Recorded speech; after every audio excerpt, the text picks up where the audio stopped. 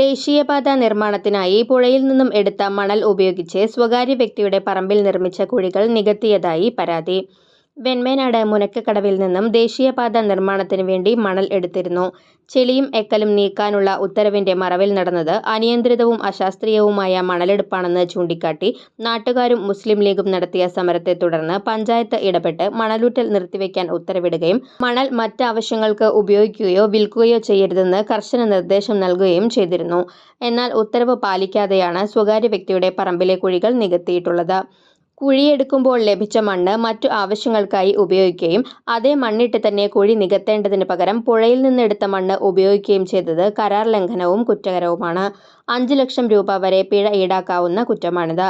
ആളൊഴിഞ്ഞ സമയത്താണ് കുഴി നികത്തിയതെന്ന് പറയുന്നു. കരാർ ലംഘനം നടത്തിയ കമ്പനിയുടെ കരാർ റദ്ദ് ചെയ്ത് പിഴ ഈടാക്കുകയും നികത്താൻ ഉപയോഗിച്ച മണ്ണ് കുഴിയിൽ നിന്നും വീണ്ടെടുക്കുകയും ചെയ്യണമെന്നാണ് പ്രദേശവാസികളുടെ ആവശ്യം. ആവശ്യമുന്നയിച്ച് ബന്ധപ്പെട്ട ഉദ്യോഗസ്ഥർക്ക് പരാതി നൽകുമെന്ന് നാസ് ഫൗണ്ടേഷൻ തൃശൂർ പ്രവർത്തകരായ നിസാർ മരുതയൂർ, അറയ്ക്കൽ അൻസാരി, ഷെഫീഖ് വെൺമേനാട് എന്നിവർ അറിയിച്ചു.